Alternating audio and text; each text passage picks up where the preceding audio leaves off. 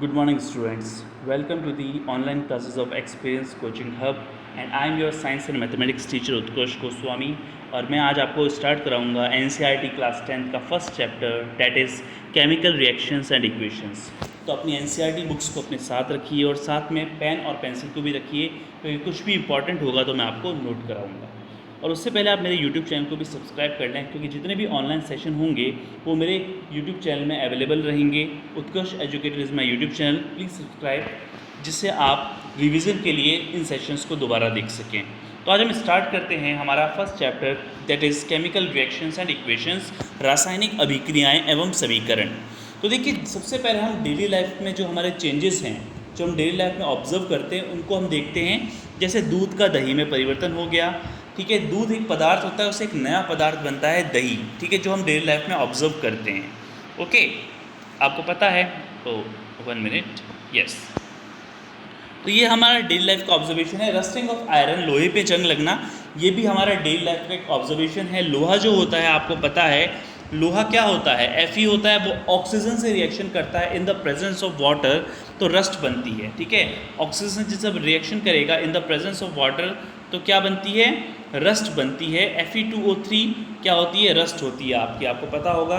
जब Fe क्या होता है? हमारा लोहा होता है, वो ऑक्सीजन से रिएक्शन करेगा in the presence of water, तो क्या बनेगा? Fe2O3, this is the rust, ठीक है।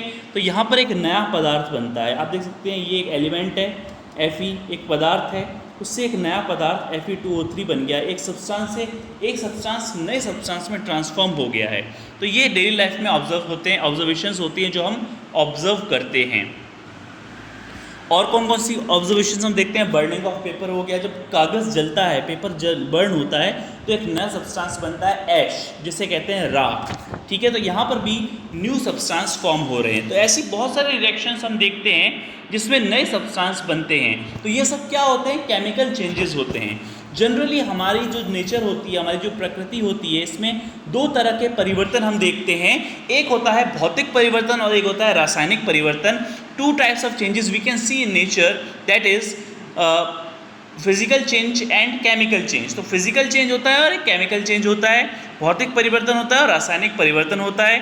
तो देखिए, भौतिक परिवर्तन क्या होता है? भौतिक परिवर्तन में से भौतिक अवस्था यानी कि फिजिकल स्टेट बदलती है।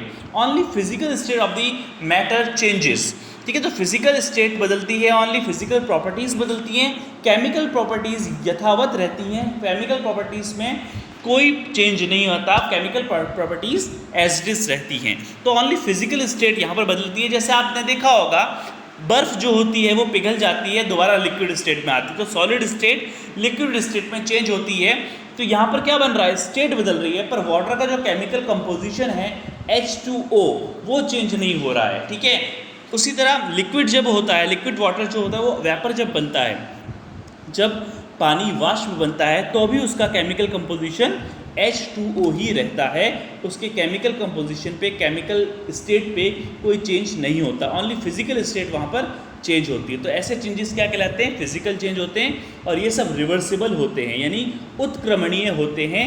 इनसे हम क्या कर सकते हैं? दोबारा से उस पदार्थ को वापस प्राप्त कर सकते हैं। जैसे बर्फ़ से हम पानी यानी लिक्विड स्टेट में पानी को प्राप्त कर सकते हैं, तरल पानी प्राप्त कर सकते हैं, और तरल पानी को जमा के दोबारा बर्फ़ को हम प्राप्त कर सकते हैं। अगर हम लिक्विड स्टेट वाटर को फ्रीज़ कर दें तो दोबारा से हमें आइस मिल जाएगी। ओके, तो ये रिवर्सिबल होते हैं, ये चेंजेस रिवर्सिबल होते हैं, ठीक है। तो यहाँ से हम उस सब्सटेंस को, जो कि पहला सब्सटेंस था, उसे हम दोबारा अगेन प्राप्त कर सकते हैं, ठीक है।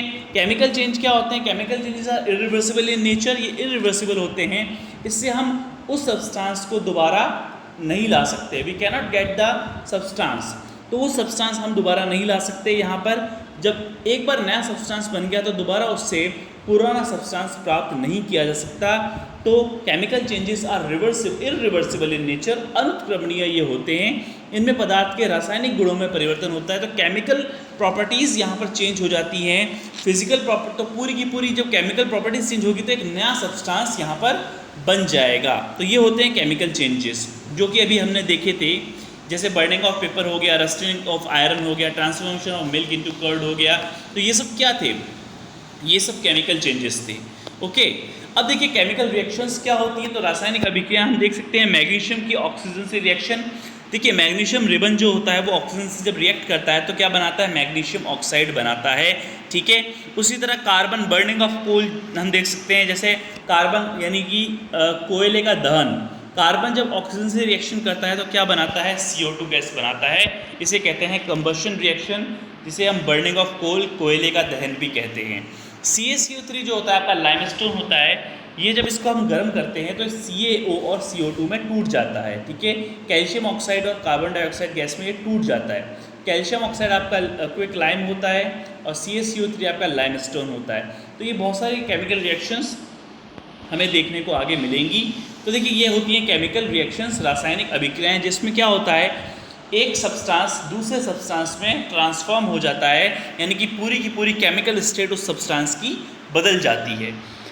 तो केमिकल रिएक्शन की डेफिनेशन पे आ जाते हैं। Chemical reaction is the process in which chemical substance transforms into a new substance. तो एक केमिकल सब्सटेंस एक नए केमिकल सब्सटेंस में ट्रांसफॉर्म होता है, इसे कहा जाता है केमिकल रिएक्शन। जब एक रासायनिक पदार्थ एक नए रासायनिक पदार्थ में परिवर्तित हो जाता है तो वह प्रक्रिया क्या कहलाती है, रासायनिक अभिक्रिया कहलाती है।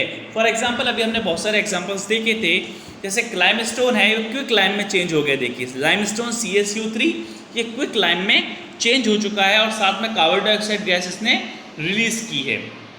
आपको पता है, कुछ नाम आपको याद रखने हैं, CaO क्विक लाइम होता है, CaOH होल ट्वाइस, जैसे कैल्शियम हाइड्रोक्साइड होता है वो स्लेक्ड लाइम होता है, जैसे हिंदी में कहते हैं बुझा हुआ चूना, ठीक है। तो यहाँ पर आपको पता होना चाहिए कि केमिकल रिएक्शन में एक नया सब्सटेंस हमें प्राप्त होता है, एक नया पदार्थ हमें यहाँ देखने को मिलता है। अब केमिकल रिएक्शन की कुछ कॉमन प्रॉपर्टीज़ होती हैं जो कि आप 8th क्लास में भी आपने पढ़ी थी। केमिकल प्रॉपर्टीज़ क्या कॉमन प्रॉपर्टीज़ क्या होती है केमिकल रिएक्शन की, कि हम कह सकते हैं कि केमिकल रिएक्शन में जनरली हमें क्या क्या देखने को मिलता है। सबसे पहले हमें अवस्था परिवर्तन, सबसे पहला जो गुण है किसी भी रासायनिक अभिक्रिया का, जो पहला गुण होता है कि वो स्टेट को चेंज कर देता है, चेंज इन स्टेट देखने को मिलता है, अवस्था में परिवर्तन।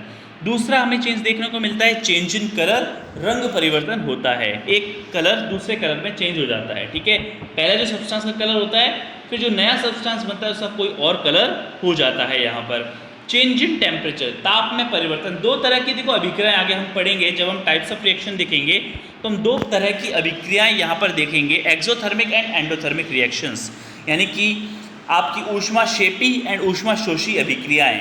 तो इन अभिक्रियाओं में हमें चेंज इन टेम्परेचर यानी ताप में परिवर्तन देखने को मिलेगा। साथ ही साथ एवोल्यूशन ऑफ गैस होता है। आपने देखा अभी यहाँ पर CaCO3 जब क्विक लाइम में चेंज हुआ तो उसने कार्बन डाइऑक्साइड गैस को रिलीज किया है। तो ये एक एग्जांपल है कि केमिकल रिएक्शंस में एवोल्यूशन ऑफ गैस होता है, यानी गैस का निर्माण देखने को मिलता है। फॉर्मेशन ऑफ प्रेसिपिटेट, प्रेसिपिटेट क्या होता है कि जब एक सब्सटेंस में से कोई एक सब्सटेंस, एक पदार्थ है उसमें से एक पदार्थ अलग हो जाता है, जो बचा हुआ पदार्थ होता है, जो शेष पदार्थ होता है उसे हम प्रेसिपिटेट कहते हैं, अवक्षेप कहते हैं, ठीक है। जो रेजिड्यू ऑफ द सब्सटेंस होता है उसे हम क्या कहते हैं, प्रेसिपिटेट कहते हैं। वो आगे हम देखने को मिलेगा। देखिए यहाँ से भी हम देख सकते हैं लाइमस्टोन है, उसमें से CO2 अलग हो गई और जो रेजिड्यू बच गया वो CaO है। तो CO क्या होता है, प्रेसिपिटेट होता है। क्विक लाइम क्या होता है, प्रेसिपिटेट होता है, यानी बचा हुआ रेजिड्यू को कहते हैं प्रेसिपिटेट। ओके, अब देखिए हम इसको थोरली स्टडी करते हैं। चेंज इन स्टेट, जैसे हम देखते हैं इलेक्ट्रोलिसिस ऑफ, ओके, तो स्टेट चेंज का जो सबसे पहला एग्जांपल है हमारा वो इलेक्ट्रोलिसिस ऑफ वाटर है। स्टेट चेंजेस को हम थोड़ा थोरली स्टडी करते हैं, सभी चेंजेस को हम देखेंगे, क्या क्या प्रॉपर्टीज़ जो केमिकल रिएक्शन में होती है उसको हम थोरली स्टडी करेंगे। तो देखिए यहाँ पर सबसे पहले जो स्टेट चेंज होता है इसमें आपको इलेक्ट्रोलिसिस ऑफ वाटर यानी कि जल विद्युत अपघटन देखने को मिल रहा है, पानी का विद्युत अपघटन। तो इसमें क्या होता है, इलेक्ट्रोड्स को पानी के अंदर डालते हैं। यहाँ आप देख सकते हैं ये मैंने इलेक्ट्रोड्स डाले हुए हैं, रेड कलर में आपको नज़र आ रहे हैं, ग्रेफाइट के इलेक्ट्रोड्स होते हैं और इसको मैंने कनेक्ट कर लिया है पॉजिटिव और नेगेटिव से। तो पॉजिटिव वाला आपका एनोड होता है और नेगेटिव वाला आपका कैथोड होता है। तो आप देख सकते हो नेगेटिव यानी कैथोड की तरफ आपका हाइड्रोजन गैस रिलीज होती है और एनोड की तरफ ऑक्सीजन गैस रिलीज हो जाती है। तो यहाँ पर आप देख सकते हो H2O जो कि लिक्विड स्टेट में था, यहाँ पर इसने हाइड्रोजन और ऑक्सीजन गैस हमें दी। तो यहाँ पर लिक्विड स्टेट किस में कन्वर्ट हो गई, गैसियस स्टेट में चेंज हो गई।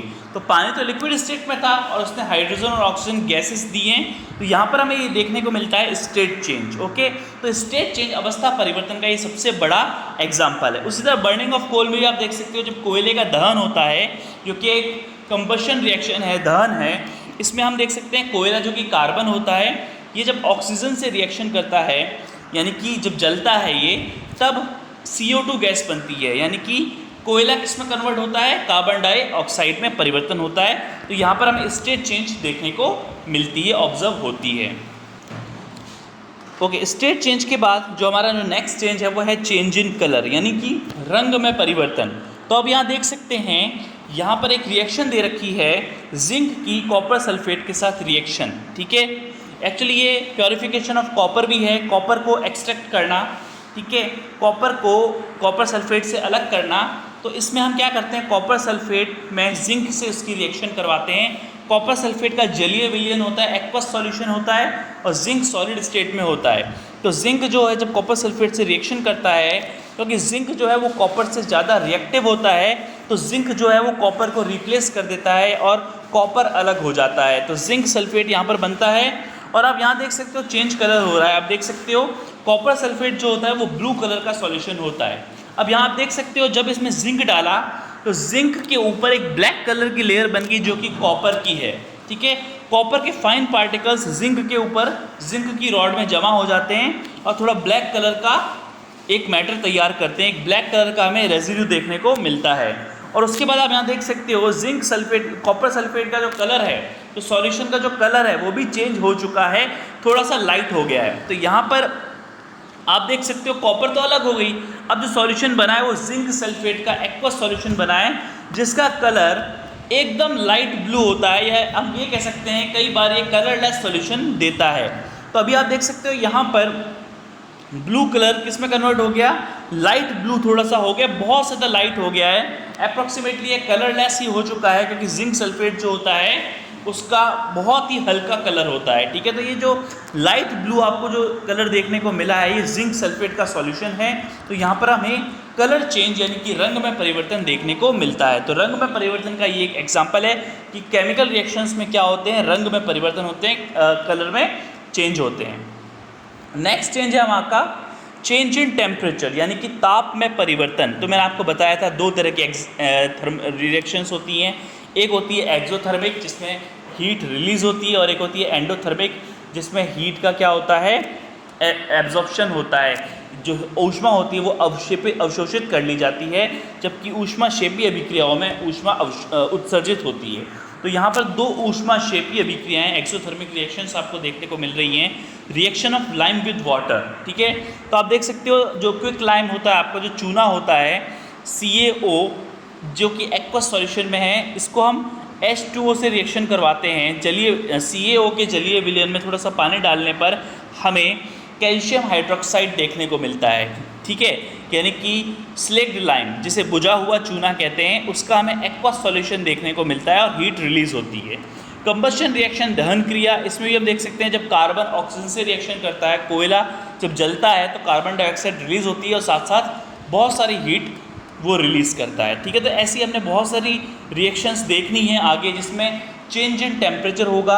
आपने एक डेली लाइफ में ऑब्जर्व करा होगा कि जब पानी में सर्फ एक्सेल डालते हैं या कोई भी वॉशिंग सोडा डालते हैं तो क्या होता है, वो पानी थोड़ा सा गर्म हो जाता है, तो वहाँ पर हीट क्या हो रही है, रिलीज़ हो रही है। दूसरा, अगर आप पानी में थोड़ी चीनी डालोगे तो आप ऑब्जर्व करोगे कि पानी का टेम्परेचर वहाँ पर थोड़ा सा गिर जाता है, कम हो जाता है, तो वो एक ऊष्मा शोषी अभिक्रिया है, एक एंडोथर्मिक रिएक्शन है। ओके, तो ऐसे हम आगे जब टाइप्स ऑफ रिएक्शन करेंगे तो वहाँ पर मैं आपको एंडोथर्मिक और एक्सोथर्मिक रिएक्शंस को ब्रीफली बताऊँगा।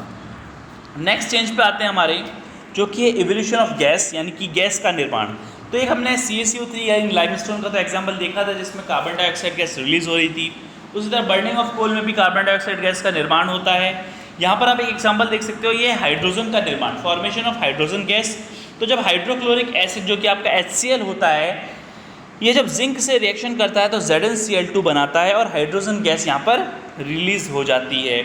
उसी तरह आपका जो कैल्शियम है सल्फ्यूरिक एसिड यानी H2SO4 से जब रिएक्शन करता है तो आपका क्या बनाता है, CaSO4 कैल्शियम सल्फेट का एक्वस सॉल्यूशन बनाता है और हाइड्रोजन गैस क्या होती है यहाँ पर रिलीज होती है। तो केमिकल रिएक्शन में गैस का जो निर्माण होता है, गैस का रिलीज होना, ये कॉमन प्रॉपर्टी है।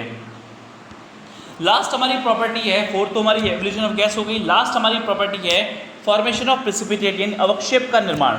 किसी पदार्थ में से एक तत्व अलग हो जाता है तो जो बच जाता है उसे हम कहते हैं अवक्षेप, ठीक है। तो रेजिड्यू ऑफ सब्सटेंस जो होता है वो क्या कहलाता है, प्रेसिपिटेट कहलाता है।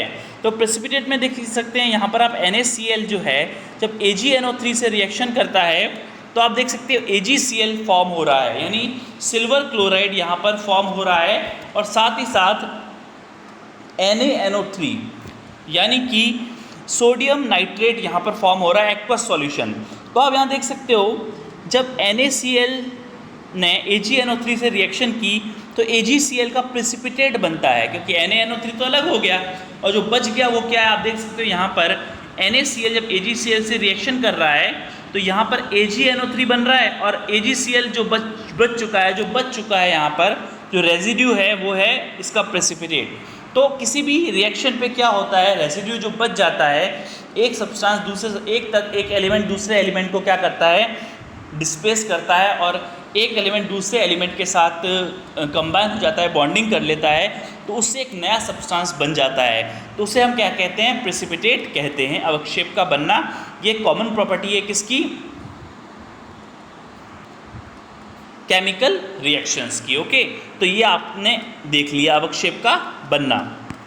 ये थी हमारी एवोल्यूशन ऑफ गैस, गैस का निर्माण, change in temperature, change in colour, change in state. तो ये हमने 5 प्रॉपर्टीज़ स्टडी की हैं जो कि कॉमन प्रॉपर्टीज़ हैं किसकी, केमिकल रिएक्शन की, change in state, change in colour, change in temperature, evolution of gas and formation of precipitate. Okay, यहाँ पर आप देख सकते हैं एवोल्यूशन ऑफ गैस का एक, अब मैं आपको इसकी रिएक्शन दिखाता हूँ कि इसमें हाइड्रोजन गैस कैसे बनती है। तो यहाँ आप देख सकते हैं जब जिंक हाइड्रोक्लोरिक एसिड से रिएक्शन करता है तो यहाँ आप देख सकते हैं ये बबल्स उठ रहे हैं, तो ये बबल्स ही क्या है, हाइड्रोजन गैस। तो यहाँ हाइड्रोजन गैस क्या हो रही थी, क्या यहाँ पर बबल्स बन रहे हैं, ये बबल्स ऊपर की तरफ उठ रहे हैं, यहाँ पर क्या हो रही है, हाइड्रोजन गैस रिलीज हो रही है और जिंक क्लोराइड का एक्वस सॉल्यूशन, जलीय विलयन यहाँ पर बन रहा है जो कि नीचे बैठ चुका है। तो ऐसी बहुत सारी केमिकल रिएक्शंस हमें आगे देखने को मिलेंगी। लास्ट हम देख सकते हैं रिप्रेजेंटेशन ऑफ केमिकल रिएक्शन, रासायनिक अभिक्रिया का प्रतिरूप। तो देखिए यहाँ पर आप देख सकते हैं A+P यानी कि 2 सब्सटेंसेस ने 2 नए प्रोडक्ट्स बनाए, 2 नए सब्सटेंस बनाए जिन्हें प्रोडक्ट्स कहते हैं। तो यहाँ आप देख सकते हो एरो के लेफ्ट साइड में रिएक्टेंट्स होते हैं, अभिकारक, जो कि अभिक्रिया करते हैं, अभिक्रिया में भाग लेते हैं, ठीक है। और जो बनता है वो कहलाता है प्रोडक्ट्स यानी कि उत्पाद, जो कि रिएक्शन में हमें प्राप्त होता है। जैसे आप देख सकते हो कार्बन प्लस ऑक्सीजन क्या बना रहा है, कार्बन डाइऑक्साइड बना रहा है। तो हम इसे उसके सिंबल्स में लिखेंगे, जो एलिमेंट्स के सिंबल होते हैं, कार्बन के लिए C होता है। यहाँ पर ऑक्सीजन का, क्योंकि मॉलिक्यूलर ऑक्सीजन से रिएक्शन हो सकती है, तो यहाँ पर O2 यूज़ किया गया है और क्या बन रही है, कार्बन डाइऑक्साइड बन रही है। ओके, ध्यान रखना है, देखिए जो केमिकल रिएक्शंस होती हैं ये कंजर्वेशन ऑफ मास का रूल फॉलो करती हैं, द्रव्यमान संरक्षण के नियम को ये फॉलो करती हैं, यानी कि जो मास होता है वो कभी भी डिस्ट्रॉय नहीं हो सकता, ठीक है। Mass neither be created nor be destroyed. तो मास को ना तो हम बना सकते हैं ना उसको क्रिएट कर सकते हैं। तो अभिकारकों का जो मास है, अभिकारकों का जो द्रव्यमान है, वही द्रव्यमान प्रोडक्ट्स का होगा, वही द्रव्यमान किसका होगा, उत्पादों का होगा। तो द्रव्यमान में कोई कमी नहीं आती है। पर कई बार हम देख सकते हैं एक्सोथर्मिक रिएक्शंस में, ऊष्माक्षेपी अभिक्रियाओं में क्या होता है, द्रव्यमान जो होता है वो ऊष्मा के रूप में मुक्त हो जाता है, पर जो टोटल ऊष्मा होती है, जो टोटल एनर्जी होती है वो हमेशा क्या रहती है, कंजर्व्ड रहती है। टोटल मास जो होता है वो हमेशा कंजर्व्ड रहता है, ठीक है। तो कुछ पार्ट एनर्जी की फॉर्म में भी रिलीज हो सकता है, तो जो बच जाता है उसका द्रव्यमान अभिकारकों के द्रव्यमान से थोड़ा सा कम होगा, क्योंकि कुछ पार्ट एक्सोथर्मिक रिएक्शंस में एनर्जी की फॉर्म में क्या हो जाता है, रिलीज हो जाता है। पर जनरली हम ये आपको बात याद रखनी है कि अभिकारकों का द्रव्यमान हमेशा उत्पादों के द्रव्यमान के क्या होता है, बराबर होता है। This is the conservation of mass, ठीक है। तो ये आज हमने टॉपिक खत्म कर लिया। हमारा ये फर्स्ट पार्ट है, पार्ट 1 हमारा कंप्लीट हो चुका है, जिसमें हमने सबसे पहले हमने क्या देखा, हमने सबसे पहले केमिकल रिएक्शंस को स्टडी किया, हमने कुछ जनरल चेंजेस देखे जो हमें डेली लाइफ में ऑब्जर्व होते हैं। फिर हमने ये देखा कि जनरल नेचर में कितने टाइप्स के चेंजेस हमें देखने को मिलते हैं, केमिकल चेंजेस और फिजिकल चेंजेस। फिर हमने केमिकल रिएक्शंस के बारे में स्टडी किया, केमिकल रिएक्शन होती क्या है उसके बारे में पढ़ा। फिर हमने पांच इसकी कॉमन प्रॉपर्टीज़ पढ़ी, change in state, change in colour, change in temperature, evolution of gas और फॉर्मेशन ऑफ प्रेसिपिटेट, अवक्षेप का बनना, और उनके बारे में हमने थोरली स्टडी किया और रिप्रेजेंटेशन ऑफ केमिकल रिएक्शन को देखा। तो हमारा पार्ट 1 कंप्लीट हो गया है। सेकेंड पार्ट में हम रिएक्शंस को बैलेंस करना देखेंगे। जैसे आप यहाँ देख सकते हो, यहाँ मैंने आपको कुछ केमिकल रिएक्शंस देखने को मिली थी। मैंने आपको बताया कि केमिकल रिएक्शंस जो होती है वो कंजर्वेशन ऑफ मास यानी कि द्रव्यमान संरक्षण के नियम को फॉलो करती हैं। तो अभिकारकों का द्रव्यमान उत्पाद के द्रव्यमान के बराबर होना चाहिए। तो यहाँ आप देख सकते हो, यहाँ पर Mg और O2 रिएक्शन करके MgO बना रहे हैं, पर यहाँ पर दोनों का द्रव्यमान बराबर नहीं आएगा क्योंकि यहाँ ऑक्सीजन के 2 मॉलिक्यूल है जबकि उत्पाद में सिर्फ 1 मॉलिक्यूल ही है। तो यहाँ पर आप देख सकते हो दोनों का द्रव्यमान बराबर नहीं है, तो यहाँ पर ये रिएक्शन इम्बैलेंस रिएक्शन कहलाती है। तो ये अभी अनबैलेंस्ड रिएक्शन है, इसे हमें क्या करना पड़ेगा, बैलेंस करना पड़ेगा।